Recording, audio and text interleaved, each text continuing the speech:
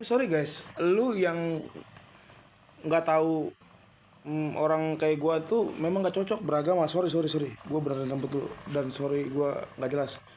Gini loh, gua hidup gua tuh ketidakpastian. Gua senang akan ketidakpastian. Kalau yang di eh, bahkan di Alkitab juga gua nggak jelekin Alkitab ya. Itu juga ada bagusnya juga untuk ketidakpastian gitu karena eh, kemiskinan, kesusahan itu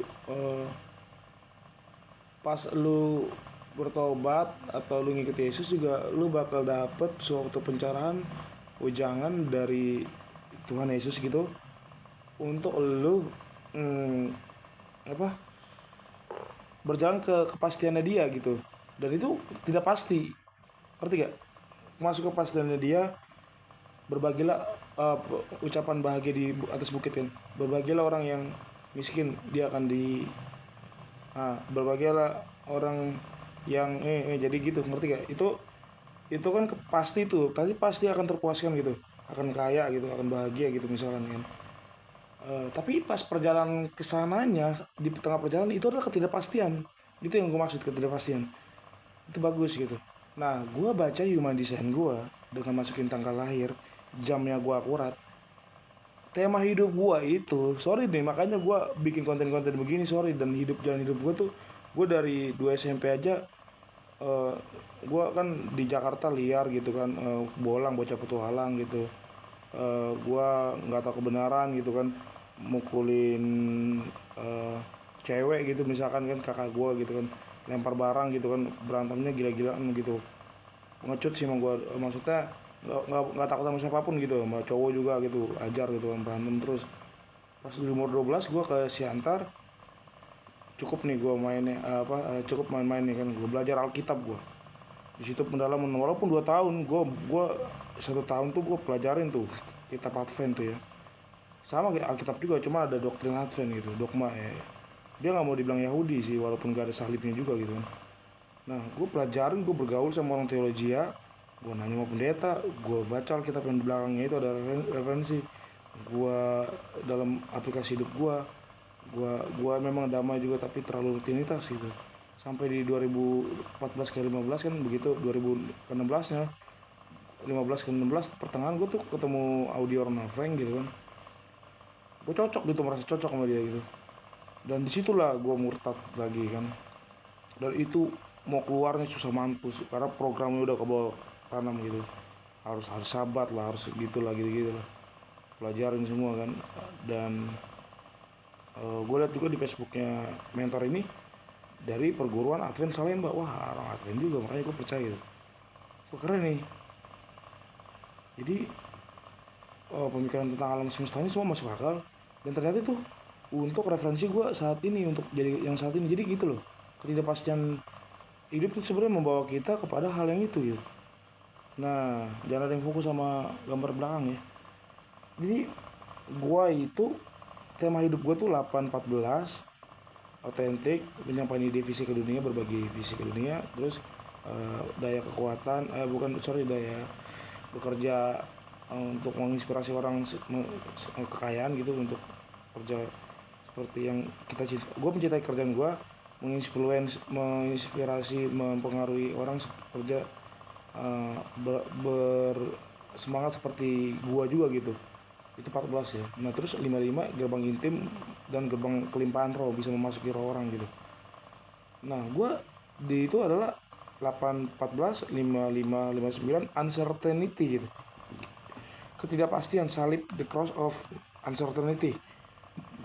Setelah gua inget-inget dari hidup gua, ternyata hidup gua puas gitu kalau gua di ini nggak masuk Kristen, gue agnostik atau gue otentik, gue lepas dari label agnostik itu, atau sekali gereja lah gitu buat sosial aja. Dan itu bahagianya luar biasa, gila. Dan gue, wah gila, mau keluar ya takut neraka, bener gak yang neraka ada, sampai gue kadang juga dalam nama Yesus gitu kalau takut. Sebenarnya rasa takut gue tuh, painkillernya tuh ya Yesus itu sendiri, dalam nama Yesus, atau Tony gitu kan sekarang gitu kan. Tapi udah terkikis lagi gitu. Jadi ternyata ketakutan itu buruk dan eh, positif itu ada di Alkitab, tapi kalau lu imaninya doktrin mana dulu. Tapi gue sekarang udah nggak terlalu mengimani banget ya apa kata Dotoni Alkitab itu sendiri dalam nama Yesus darah Yesus gitu untuk menangkal.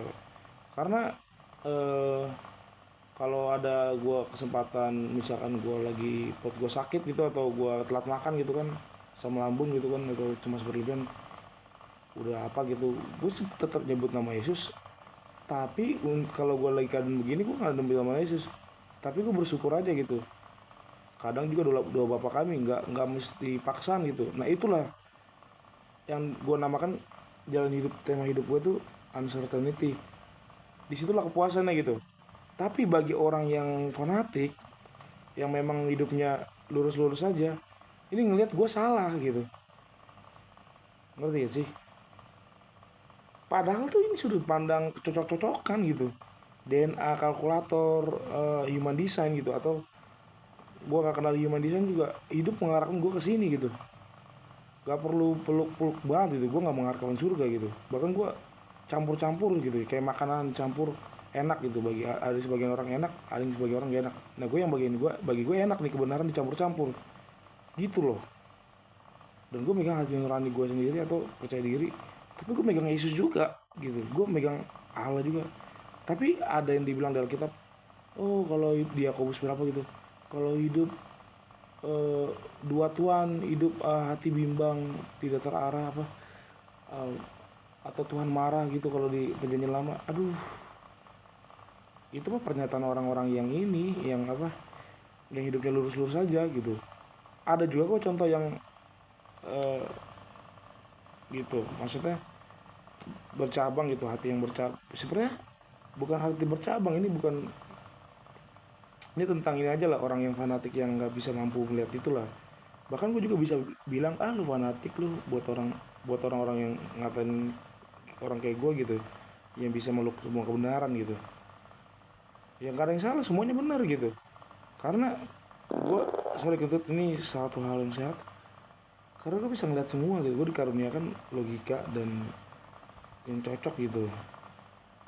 Pada saat keadaan tertentu gue kalau mau nyebut gue nyebut, kalau gue ini, dan bahkan gue berani sangkal kalau ada ucapan Yesus yang bilang lu tuh eh, bukan sangkal ya, maksudnya bisa mengkoreksi gitu tafsir, gue tafsir sendiri. Misalkan gini dah, sembahlah Allah, hanya kepada Allah lah kamu menyembah, tidak ada yang lain gitu. Nah ini biasanya ayat yang dipakai buat nyerang umat Kristen nih, sama yang Muslim yang suka debat nih. Tuh, Yesus aja bilang dia sendiri bukan Tuhan gitu kan, nyerangnya kan. Allah itu sendirilah yang harus disembah. Yesus aja nyembah Tuhan gitu, dan dia gak ngaku Tuhan. Kalau menurut kacamata gue itu benar, benar juga. Tapi lu nggak perlu meluk agama Muslim dengan lu ter gue jadi dikatain kafir nih ngomong kayak gini, tapi ya terserah lah. Itu kan kafir kan tentang tidak mengenal Allah. Allah itu apa sih? Allah itu kan energi yang melingkupi semua kan, sampai lu alam mimpi, jiwa lu berkelana di situ, itu ada Allah juga di situ dalam kendaraan lu gitu yang nyelamatin lu. Atau Allah itu apa sih sebenarnya? Itu Allah itu kalau menurut gue sih, kalau menurut gue ya, gue masih setuju juga sama yang Dwayne the Great Waiter gitu. Dia cuman penjaga alam semesta sampai ranah tingkat keempat doang mental gitu, untuk menyentuh dunia eteris yang teknologi peradaban paling canggih di dunia, yang terinspirasi di dunia ini.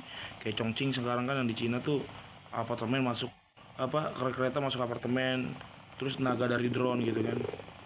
Wah gila mantep itu, dari situ dunia eteris. Nah jadi pelajaran lah, gue gak usah panjang lebar. Jadi maksud gue Allah itu loh.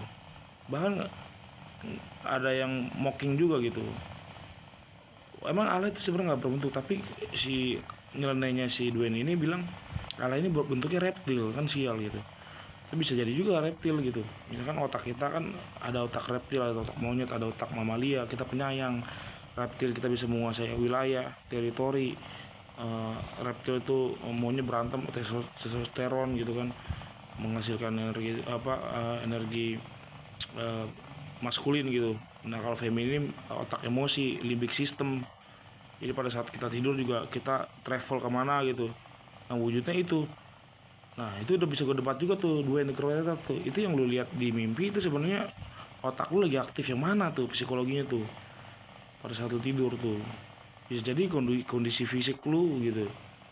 Tapi ada masuk akal juga, gue nggak sepenuhnya gue bantah, tapi ada yang benernya. Jadi Islam ada benernya, Kristen ada benernya, dunia kultur ada benernya, Ronald Frank ada benernya, Rocky Gerung ada benernya, siapapun orang-orang hebat yang filsuf Plato ada benernya.